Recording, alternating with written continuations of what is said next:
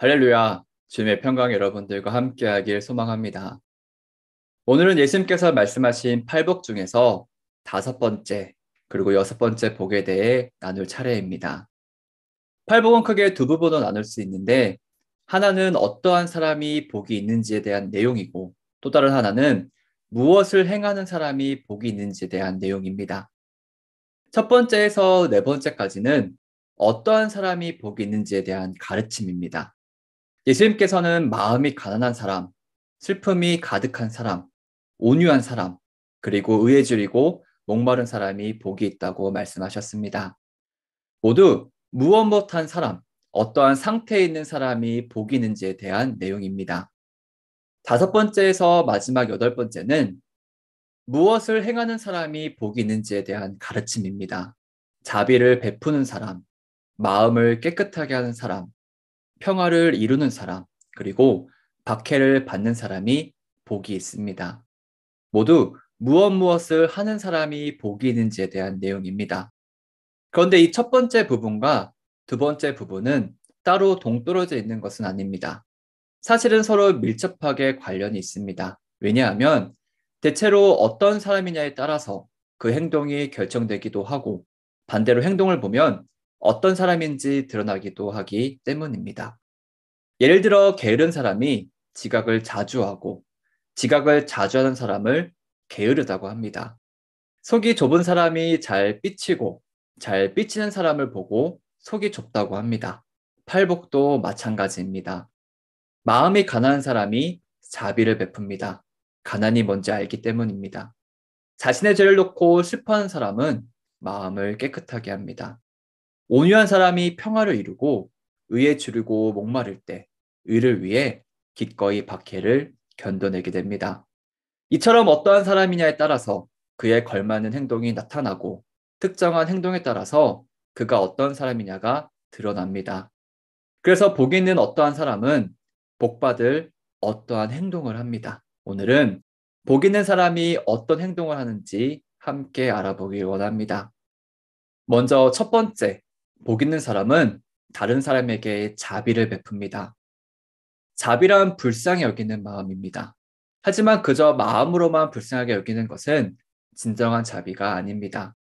진정한 자비는 행동까지 포함된 것입니다. 만약 상대방을 불쌍히 여기는 마음이 있다고 해도 실제로 도움을 주지 않는다면 아직 자비를 베푼 게 아닙니다. 야고보서는 이 사실을 분명하게 밝히고 있습니다.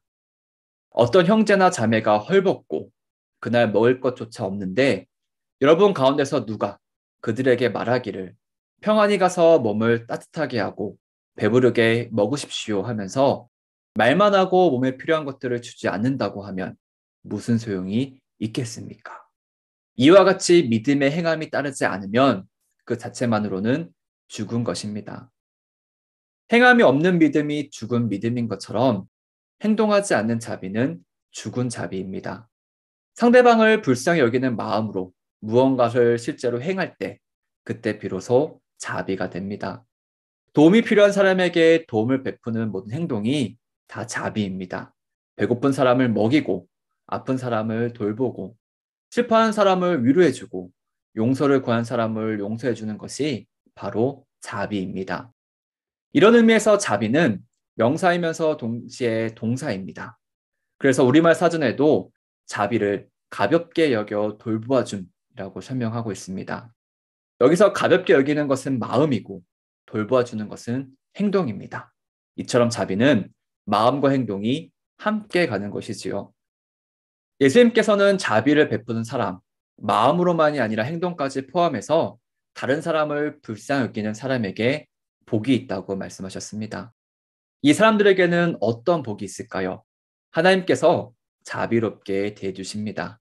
뿌린 대로 거둔다고 표현해도 좋고 준 만큼 받는다고 말해도 좋습니다. 아무튼 자비를 베푼 사람은 자비를 받습니다.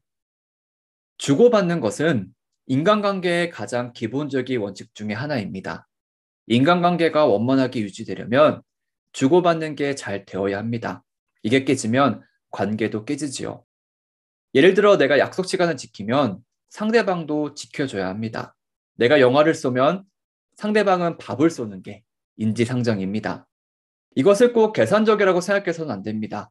물론 그런 경우도 있겠지만 대부분은 기본적인 예의 차원에서 그리고 상대방을 향한 배려 차원에서 그렇게 합니다.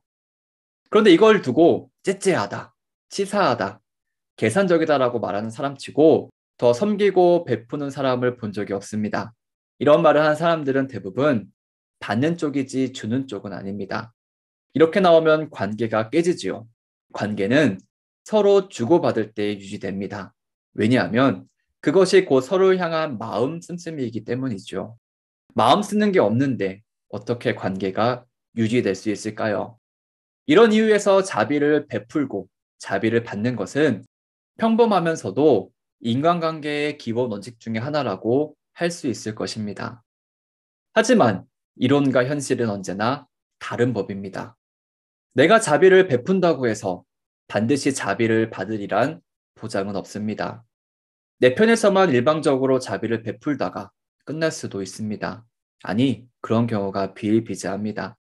지금도 그렇지만 예수님 당시에도 마찬가지였습니다. 그 시대는 로마가 온 세상을 호령하던 때였습니다. 이스라엘 역시 로마의 지배 아래에 있었습니다. 로마가 어떤 나라인가요? 로마인들은 어떤 사람들인가요? 그들은 정의, 용기, 기강, 힘 이런 것들을 숭배했습니다. 로마 사람들에게 자비 같은 건 1도 없었습니다. 로마 사람들은 다른 사람들의 생사를 결정할 수 있는 권한이 있었습니다. 아내도, 갓 태어난 아기도, 노예도 그들이 원하면 살려둘 수도 있었고 마음에 들지 않으면 죽일 수도 있었습니다. 그 기준은 지극히 즉흥적이고 감정적이었습니다. 그냥 말 그대로 살리고 싶으면 살리는 것이고 죽이고 싶으면 죽이는 것입니다. 영화에서 한 번쯤 보신 적이 있으신가요? 엄지손가락을 위로 올리면 살리는 것이고 아래로 내리면 죽이는 것입니다. 손가락 하나만 까딱하면 한 사람의 생명이 왔다 갔다 했습니다. 이런 무자비한 세상에서 자비를 베풀라니, 그러면 자비를 받을 것이라니, 이게 무슨 꿈 같은 소리일까요? 내가 자비를 베푼다고 해서 상대방도 그렇게 하리라는 보장이 없는 세상이었습니다.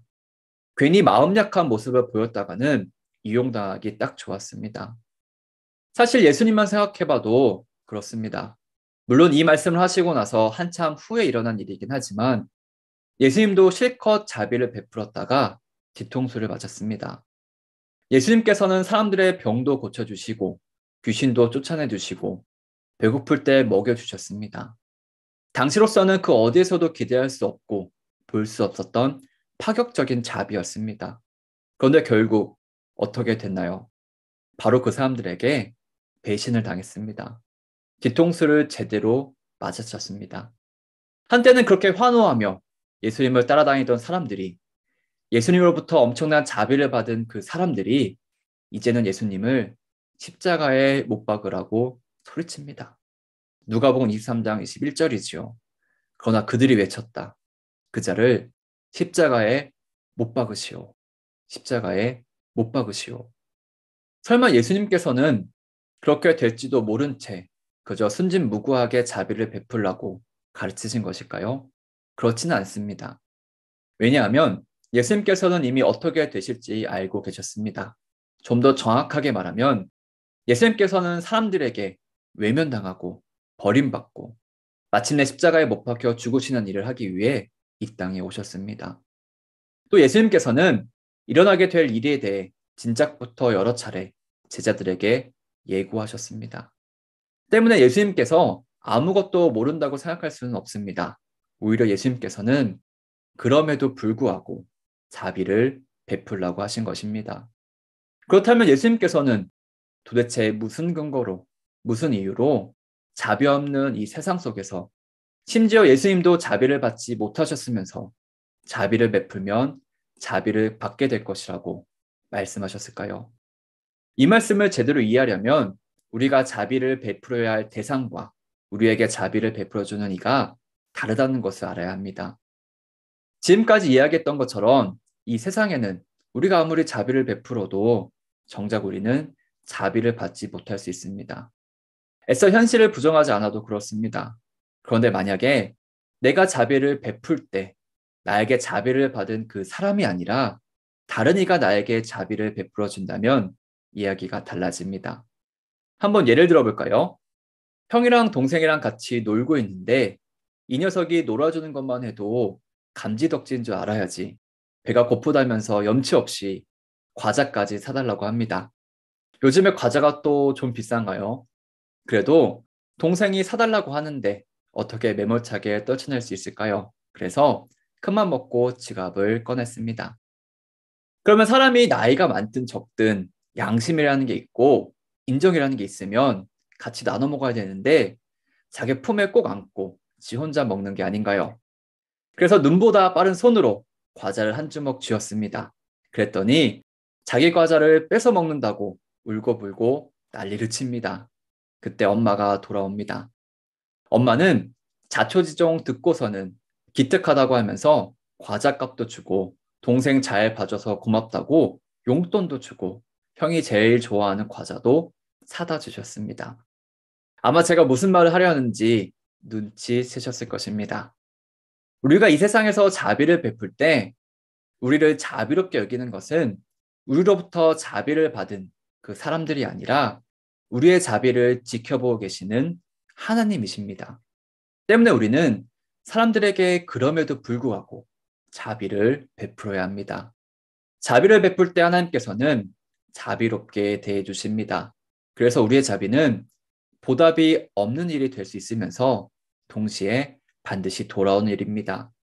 우리가 하는 모든 선한 일에 궁극적인 응답은 하나님께로부터 옵니다. 하나님이 응답해 주십니다.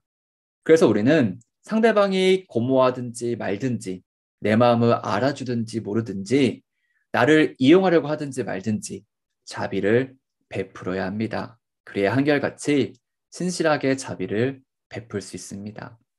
두 번째, 예수님께서는 마음이 깨끗한 사람이 복이 있다고 말씀하셨습니다. 어떤 상인이 장터에서 창을 팔고 있었습니다. 세상에서 가장 강력하고 날카롭고 예리하고 강력한 창입니다. 무엇이든지 다 뚫어버릴 수가 있습니다. 요즘처럼 전쟁이 빈번한 세상 속에서 필수 아이템입니다. 꼭 하나씩 마련하세요. 초강력 창. 그렇게 한창 창을 팔다가 이번에는 방패를 집어들고서 말합니다. 세상에 가장 강력하고 단단한 방패입니다. 무엇이든지 다 막을 수 있습니다. 요즘처럼 전쟁이 자주 일어나는 세상에서 방패 없으면 목숨을 부지하기도 힘듭니다. 꼭 하나씩 마련하세요. 초강력 방패. 그러자 어떤 어르신이 와서 이렇게 물었습니다. 이보시오. 그럼 당신의 창으로 당신의 방패를 찌르면 어떻게 되는 거요? 우리가 잘 알고 있는 모순에 대한 이야기입니다. 만약 그 상인이 파는 창이 정말 무엇이든 뚫을 수 있다면 그가 파는 방패는 그 무엇이든 막을 수 있는 방패가 아닙니다. 반대로 만약 그 상인이 파는 방패가 무엇이든 막을 수 있다면 그의 창은 무엇이든 뚫을 수 있는 창이 아닙니다. 무엇이든 뚫을 수 있는 창과 무엇이든 막을 수 있는 방패가 공존할 수는 없습니다. 둘 중에 하나만 가능하지요. 하지만 상인은 물건을 팔기 위해서 앞뒤가 맞지 않는 모순되는 이야기를 한 것입니다. 그런데 여섯 번째 복을 보면 예수님께서도 창과 방패처럼 모순되는 말씀을 하시는 것처럼 보입니다. 예수님께서는 분명 슬퍼하는 사람에게 복이 있다고 말씀하셨습니다. 자신의 죄를 깨닫고 인정하면서 자신의 그 죄 때문에 하나님 앞에서 가슴을 찢으며 슬퍼하는 사람에게 복이 있다는 것입니다. 그런데 곧이어서 슬퍼하는 사람과는 정반대되는 사람에게도 복이 있다고 말씀하셨습니다. 본문 8절이지요. 마음이 깨끗한 사람은 복이 있다. 그들이 하나님을 볼 것이다. 우리는 흔히 마음하면 감정, 기분, 느낌 정도로 생각합니다. 내 마음이다. 마음이 상했다. 마음이 아프다. 마음이 통한다 등등이죠. 하지만 성경에서 마음은 한 사람의 인격을 포괄하는 개념으로 표현됩니다. 쉽게 말해서 마음은 곧 그 사람 자체입니다. 자아, 에고 정도로 이해하면 좋을 것 같습니다. 그리고 깨끗하다는 것은 순수하고 정직하다는 뜻입니다. 이렇게 마음이 깨끗한 사람에게 하나님을 바라볼 수 있는 복이 있다는 것은 지극히 자연스럽고 당연한 말씀입니다. 여기까지는 이해가 됩니다. 그런데 문제는 예수님께서 마음이 깨끗한 사람이 복이 있다는 말씀을 하시기 전에 먼저 슬퍼하는 사람이 복이 있다고 하셨다는 것입니다. 슬픔과 마음이 깨끗한 것은 같이 갈 수 없습니다. 서로 모순됩니다. 왜냐하면 슬퍼하는 것 자체가 마음이 깨끗하지 않다는 것을 전제로 하기 때문입니다. 왜 슬퍼할까요? 죄가 있기 때문입니다. 죄가 없으면 슬퍼할 일도 없지요. 죄로 물든 마음은 누가 뭐라 해도 깨끗한 마음이 아닙니다. 그런데 어떻게 슬퍼하는 자와 마음이 깨끗한 자가 둘 다 복을 받을 수 있을까요? 슬퍼하는 사람만 복을 받든지 아니면 마음이 깨끗한 사람만 복을 받든지 둘 중에 하나여야 되는 것 아닐까요? 도대체 왜 예수님께서는 이렇게 서로 모순되는 두 부류의 사람을 제시하시고 그들 모두에게 복이 있다고 말씀하신 것일까요? 이 문제를 이해하기 위해서는 서두에 말씀드렸던 어떤 사람이 복이 있는지와 무엇을 행하는 사람이 복이 있는지를 구분해야 합니다. 예수님께서 슬퍼하는 자에게 복이 있다고 말씀하셨을 때 여기서 말하는 슬픔은 그 사람의 현재 상태가 어떠한지를 가리킵니다. 자신의 죄를 인식하고 인정하는 상태, 자신이 죄인이라는 그 사실을 깨닫고 그게 너무 비참하고 괴로워서 슬퍼할 수밖에 없는 이러한 상태에 있는 사람에게 복이 있다는 뜻입니다. 그러나 마음이 깨끗한 자에게 복이 있다고 하셨을 때는 현재의 상태가 아니라 무엇을 행하는 사람이 복이 있는가에 대한 말씀입니다. 즉 자신의 마음이 더럽고 죄가 가득하다는 것을 알고 자신의 더러운 마음을 깨끗하게 하려는 사람에게 복이 있다는 뜻입니다. 이렇게 어떠한 사람이 복이 있는지와 무엇을 행하는 사람이 복이 있는지를 구분하면 슬픔과 깨끗한 마음은 서로 모순되고 상반되는 상태가 아니라 원인과 결과처럼 서로 연결되어 있다는 것을 알 수 있습니다. 슬퍼하는 사람, 슬퍼하는 상태에 있는 사람이 자신의 마음을 깨끗하게 하려고 애씁니다. 그렇다면 어떻게 해야 마음을 깨끗하게 할 수 있을까요? 마음을 깨끗하게 하려면 우선 우리의 마음이 깨끗하지 않다는 것부터 깨닫고 인정해야 합니다. 이게 시작점입니다. 자기가 죄인이라는 사실을 인정하기 전에는 마음을 깨끗하게 할 생각조차 하지 않습니다. 당연한 일이지요. 더러운지 모르는데 어떻게 깨끗하게 할 생각을 할 수 있을까요? 청소년부 아이들도 함께 예배를 드리고 있는데 아마 이런 경험이 한 번씩은 있을 것입니다. 내가 보기에는 괜찮은데 엄마는 자꾸만 방이 이게 뭐냐? 돼지우리가 따로 없다고 혼내셨던 경험. 자기 방이 더럽다는 걸 알아야 청소를 합니다. 마찬가지입니다. 나는 괜찮다.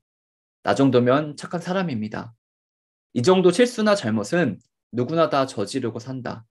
내가 이런저런 잘못을 저지르면서 살아온 것은 맞지만 그렇다고 나를 보고 죄인이니 지옥에 간다느니 하는 건 상당히 기분 나쁘다. 이렇게 생각한 사람은 자신의 죄 문제를 해결할 생각조차 하지 않습니다. 슬퍼하지 않는 사람은 마음을 깨끗하게 하지도 않습니다. 슬픔이 있어야 깨끗하게 하려고 합니다. 이게 순서이지요. 이 세상에 슬퍼하지 않아도 될 사람, 죄가 없는 사람은 한 사람도 없습니다. 모든 사람은 다 마음이 깨끗하지 않고 그래서 슬퍼해야 합니다. 성경은 모든 인간의 실태에 대해 이렇게 선언하고 있습니다. 로마서 3장 10절 이하입니다. 의인은 없다. 한 사람도 없다. 깨닫는 사람도 없고 하나님을 찾는 사람도 없다. 모두가 곁길로 빠져서 쓸모가 없게 되었다. 선한 일을 한 사람은 없다. 한 사람도 없다. 인간은 이런 존재입니다. 미운 네 살이라는 말이 있습니다. 아기에게 나쁜 것을 가르치는 부모가 어디 있을까요? 그런데 어디서 배웠는지 몰라도 부모님의 속을 뒤집어 놓을 때가 있습니다. 초등학생을 보면 아, 초딩이라는 탄식이 절로 나옵니다. 청소년들은 어떤가요? 중2병이 있지요. 그 다음부터는 이렇다 할 표현이 없어서 그렇지 아무튼 인간이 악하다는 것만큼은 분명한 사실입니다. 성경의 가르침도 그렇고 자기 자신만 봐도 그렇고 주변 사람들만 봐도 그렇습니다. 성경은 죄와 악을 더럽다고 표현합니다. 죄가 더러운 것이라면 마음을 깨끗하게 하기 위해서는 죄 문제를 해결해야 합니다. 그렇다면 우리는 어떻게 해야 마음을 깨끗하게 할 수 있을까요? 어떻게 하면 죄 문제를 해결할 수 있을까요? 우리 스스로는 마음을 깨끗하게 할 수 없습니다. 그 무엇으로도, 그 어떤 노력으로도 불가능합니다. 물론 국가의 법을 어겼을 경우에는 가볍게는 벌금부터 심하면 감옥에 가는 등 그에 상응하는 대가를 치르면 법적으로는 더 이상 문제가 없습니다. 윤리적이고 도덕적인 죄를 범했을 경우에는 똑같은 실수를 반복하지 않는다면 사람들에게 용서를 받습니다. 그런데 그 무엇으로도 아무리 오랜 시간이 흘러도 도저히 해결할 수 없는 죄가 있습니다. 바로 하나님께 지은 죄입니다. 인간적인 차원의 해결책으로는 하나님께 지은 죄를 해결할 수 없습니다. 생각해 볼까요? 하나님께 죄를 지었다고 벌금을 낼까요? 감옥에 갈까요? 도저히 불가능한 시도입니다. 그러나 우리는 이미 답을 알고 있습니다. 예수님의 십자가입니다. 예수님의 십자가를 믿을 때, 그분의 보혈을 의지할 때 우리의 모든 죄는 씻깁니다. 예수 그리스도의 십자가 앞에 나아갈 때 우리의 마음은 깨끗해집니다. 왜냐하면 그분의 십자가와 그곳에서 흐른 피가 우리의 모든 죄를 다 씻으시기 때문입니다. 이때 비로소 우리는 하나님을 만나게 될 것입니다. 예수 그리스도의 십자가 아래에서, 그리고 십자가를 통해서. 모르는 게 약이라는 말이 있습니다. 어쩌면 죄에 대한 말씀을 듣는 게 불편할 수도 있습니다. 어렸을 때부터 귀에 못이 박히도록 들어온 죄인이라는 소리가 달갑지 않게 들을 수도 있습니다.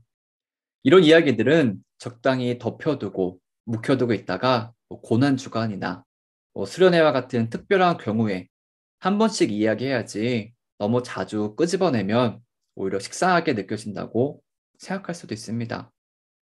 하지만 어쩔 수 없습니다.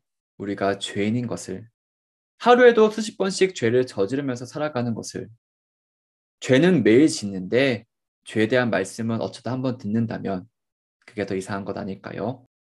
그러나 자신의 죄를 씻기 원하는 사람, 죄로 물든 마음이 깨끗해지길 원하는 사람, 그래서 하나님과 더 가까이 교제하기 원하는 사람, 마침내 하나님을 만나 뵙기 원하는 사람에게는 복이 있습니다.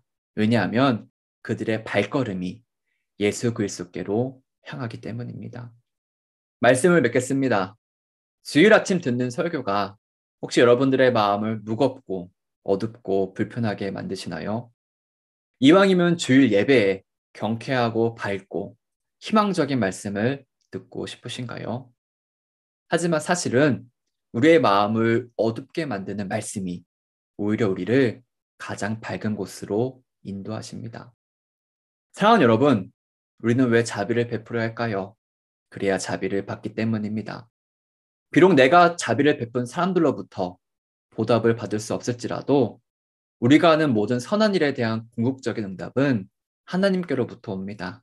하나님이 응답해 주십니다. 슬퍼해야 마음이 깨끗하게 하고 하나님을 만날 수 있습니다. 하나님의 임재를 경험하기 원하시나요?